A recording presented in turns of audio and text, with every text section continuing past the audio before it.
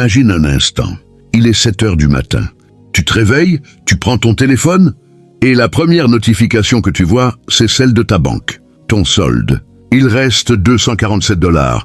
Ton prochain salaire arrive dans 9 jours. Alors tu fais ce que la plupart des gens font dans cette situation. Tu commences à calculer dans ta tête. Ok, si je ne commande pas de nourriture cette semaine, si je ne mets pas d'essence aujourd'hui, si je repousse ce paiement, et pendant que tu fais ces calculs, tu te dis probablement une chose, je dois être mauvais avec l'argent. Mais voici le truc. La vérité, c'est que la plupart des gens vivent exactement cette situation. Et ce n'est pas une opinion, c'est littéralement ce que montrent les statistiques. Et aujourd'hui, je vais te montrer 9 statistiques d'argent choquantes sur la personne moyenne, qui vont probablement te faire voir ta situation financière complètement différemment, parce que voici ce que la plupart des gens ne réalisent pas. Le problème n'est pas seulement combien tu gagnes. Le problème, c'est comment le système financier moderne est construit pour te garder coincé, exactement là où tu es.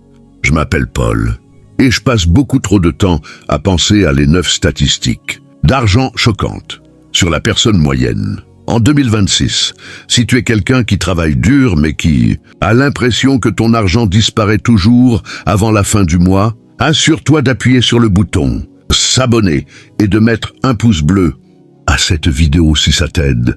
Bon, commençons avec la première statistique, parce que celle-ci, honnêtement, elle explique déjà beaucoup de choses. Statistique numéro 1.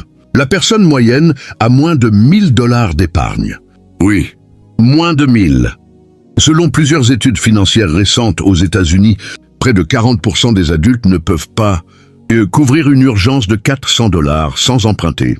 Maintenant, tu penses peut-être, ok, mais ça, c'est sûrement des gens irresponsables. Pas vraiment. Parce que regarde ça.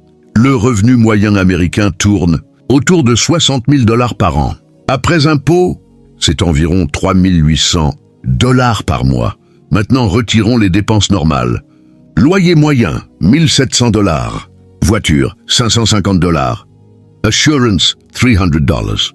Nourriture, 500 $. Téléphone, internet, abonnement, 200 $. Essence, 200 $. Et là, tu es déjà à environ 3 450 $.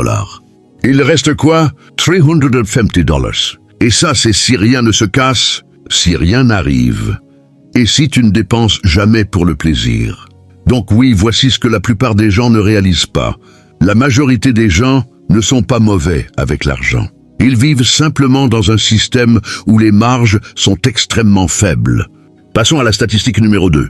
Et celle-ci est encore plus intéressante. La personne moyenne dépense plus de 2 800 $ par an en abonnement. Netflix, Spotify, Amazon Applications, logiciels, salle de sport, plateformes. Voici le problème. Ces dépenses sont invisibles. C'est comme une fuite dans un tuyau. Un abonnement de 9 $, un autre de 12 $, un autre de 15 $. Et soudain, tu paies 250 $ par mois sans vraiment t'en rendre compte. Maintenant, faisons un petit calcul. 250 $ par mois, c'est 3 000 $ par an. Si tu investissais ces 250 $ par mois pendant 30 ans, avec un rendement moyen de 8%, tu aurais environ 340 000 $.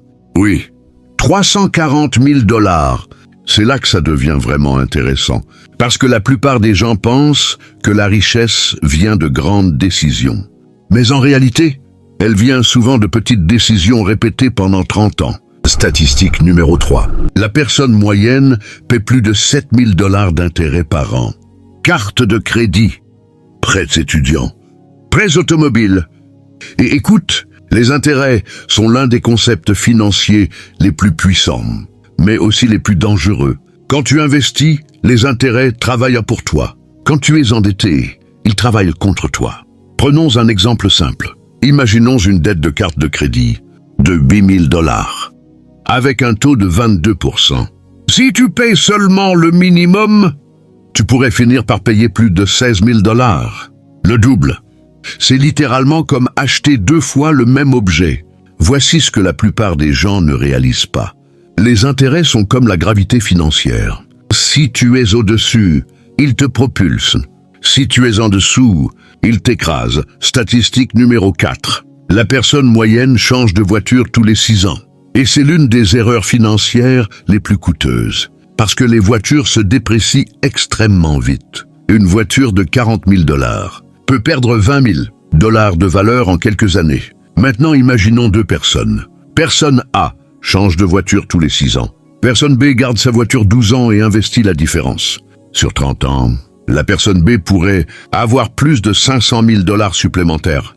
Oui, une seule habitude peut créer un demi-million de différence. Statistique numéro 5. La personne moyenne passe plus de 11 heures par jour à consommer du contenu.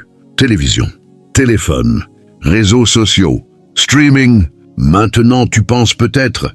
Ok, mais quel est le rapport avec l'argent? Voici le rapport.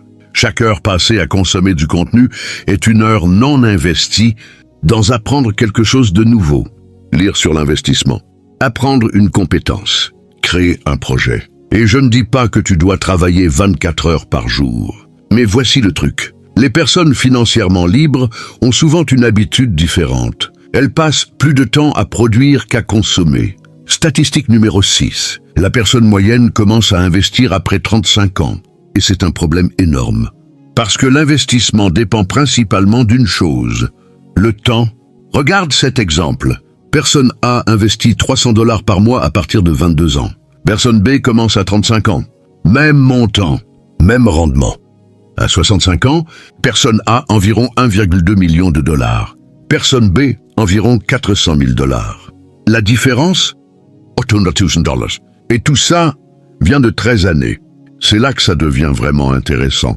Parce que dans l'investissement, le temps compte souvent plus que l'argent. Statistique numéro 7. La personne moyenne augmente son niveau de vie aussi vite que son salaire. C'est ce qu'on appelle le lifestyle inflation. Tu gagnes plus. Donc tu dépenses plus.